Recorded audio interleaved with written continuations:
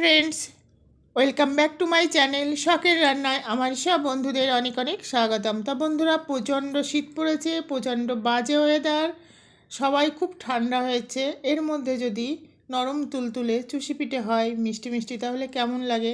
তা চলুন দেখা যাক। অনেকে চুষি পিঠে কাটতে জানে না, তার মধ্যে আমিও কম বেশি একজন।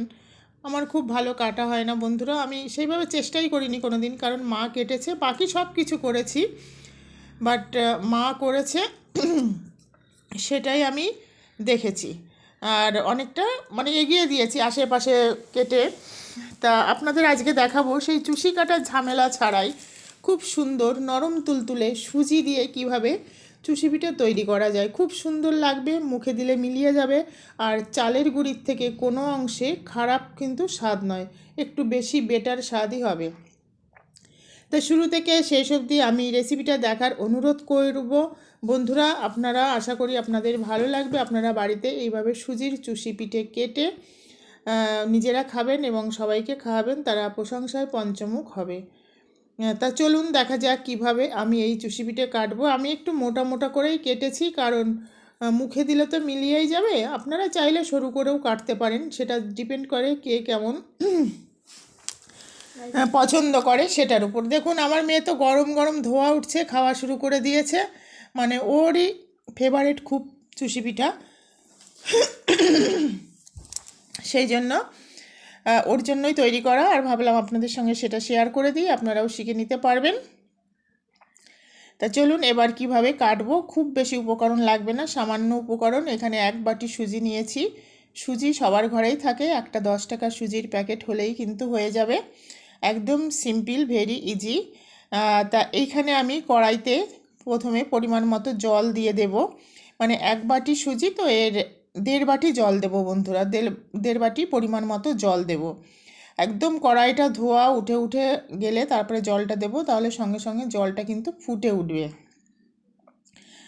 আর এর মধ্যে 1 চিমটি নুন দিয়ে দেবো, একটু হালকা নোনতা হবে, 1 চিমটি নুন দিয়ে দিলে ভালো হবে, মানে পিঠের টেস্টটা খুবই ভালো হবে, কারণ বাচ্চারা শুধু মিষ্টি খেতে পছন্দ করে না, হালকা একটু নোনতা হলে ভালো লাগবে। ঢাকা দিয়ে দিলাম, ঢাকা দিয়ে এবার দেখুন জলটা ফুটছে। এই ফুটন্ত জলের মধ্যে আমি সুজিটা দেব, অনলি শুধু সুজি দেব, আর কন্টিনিউয়াসলি কিন্তু নাড়তে থাকবো।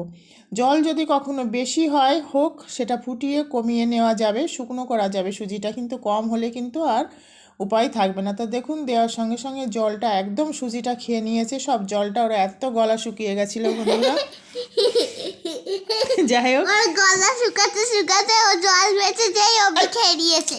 এবার গ্যাসটা আমি অফ করে দেব, অফ করে দিয়ে কিন্তু সুজিটা মানে যেটুকু কম আছে হয়ে যাবে, এইভাবে দিয়ে আমি ঢাকা দিয়ে এটাকে রেখে দেবো 10 মিনিট মতো। দেখুন ঢাকা খুলেছি, এবার কিন্তু সুজিটা পুরো সিদ্ধ হয়ে গেছে।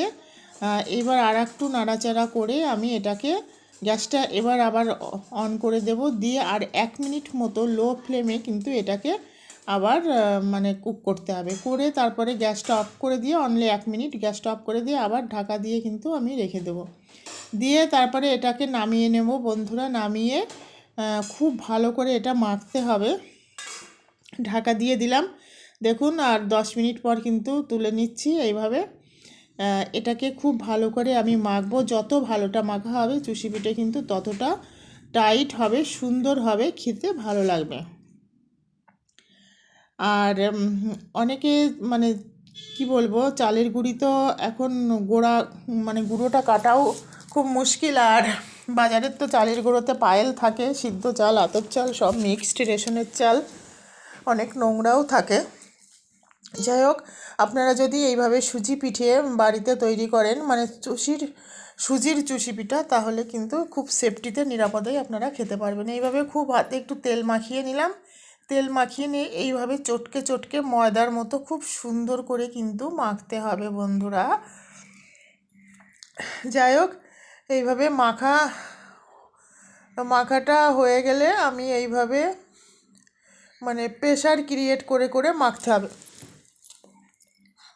কালকে দেখ কি করি, দেখ এইভাবে দুটো আমি ডো তৈরি করব, দুটো ডো তৈরি করে ঢাকা দিয়ে এটাকে রেখে দেব আবার 10 মিনিট মতো।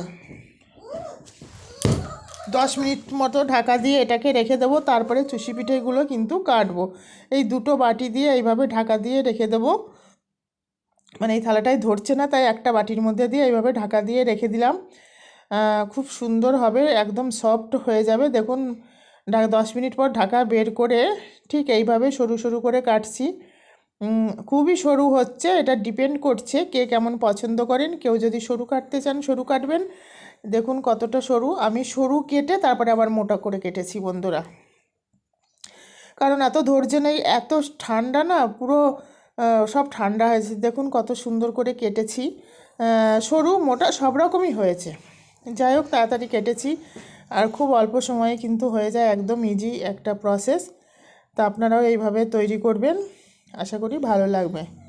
তা পিঠাটা আমি এইভাবে কেটে নেব বন্ধুরা, খুব তাড়াতাড়ি হয়ে যাবে, মানে 10 মিনিটের মধ্যে হয়ে যাবে, আর পুরো আধা ঘন্টার মধ্যেই কিন্তু পিঠেগুলি কাটা হয়ে যাবে। দেখুন কেটে নিয়েছি খুব সুন্দরভাবে। হ্যাঁ, এইবার চলুন পিঠেটা রান্না করব। তার জন্য কি নেব, নতুন খেজুরের গুড় আর বাতাসা দুটো মিক্সড নেব।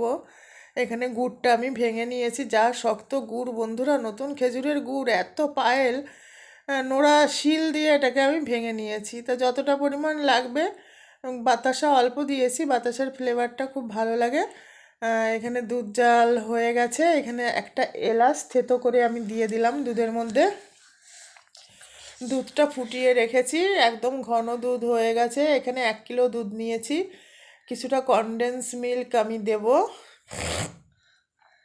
আর আপনারা চাইলে গুঁড়ো দুধ, কনডেন্স মিল্ক যে কোনো দিতে পারেন। আর এইখানে দেখুন এলাচটা দিয়ে দিয়েছি, ফ্লেভারটা খুব সুন্দর আসে। এইবার যে চুষিটা আমি কেটে রেখেছি সেগুলি কিন্তু এর মধ্যে একদম ছেড়ে দেবো। আর গ্যাসের ফ্লেমটা কিন্তু হাইতে রাখতে হবে, কারণ পিঠাগুলো ফুটবে। কিন্তু একটা পিঠাও কিন্তু একটার গায়ের সঙ্গে লাগবে না বন্ধুরা, এতটাই মানে ভালো হয়।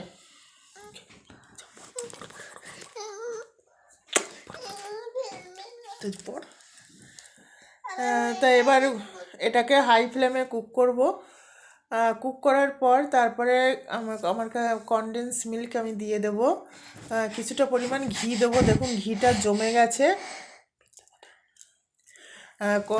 এইখানে 1 চামচ ঘি দিলাম। ঘিটা দিলে ফ্লেভারটা আরও ভালো হবে, আর যে দুধের যে মানে চুষির যে দুধটা, সেটা খেতে অসাধারণ লাগে বন্ধুরা। আর এবার যে মানে গুড় আর বাতাসা রেখেছিলাম সেটাও কিন্তু দিয়ে দেব। তা ওইটা প্রথমেই দেখিয়ে দিয়েছি, দেওয়া হয়ে গেছে, কালারটা চেঞ্জ হয়ে গেছে। এবার কনডেন্স মিল্কটা দিয়ে দিলাম, দিয়ে পিঠাটা কিন্তু অলমোস্ট হয়েই গেছে, আর খুব বেশি এটাকে আমি জ্বালাবো না।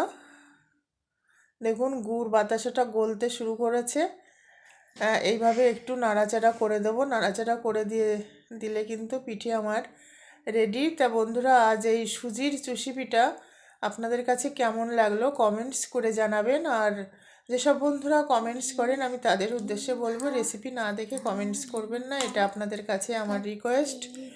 রেসিপি দেখবেন তারপর কমেন্টস করবেন। দেখুন কত সুন্দর কালার হয়েছে, আরও ভালো কালার হয়েছে, কারণ আমার ক্যামেরাটায় অরিজিনাল কালারটা সেইভাবে আসে না।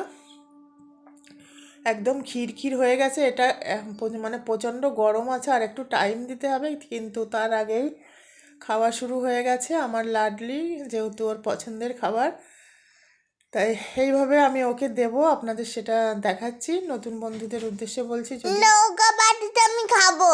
যদি রেসিপি ভালো লাগে তাহলে চ্যানেলটি সাবস্ক্রাইব করে অল নোটিফিকেশান অন করে রাখবেন। যদি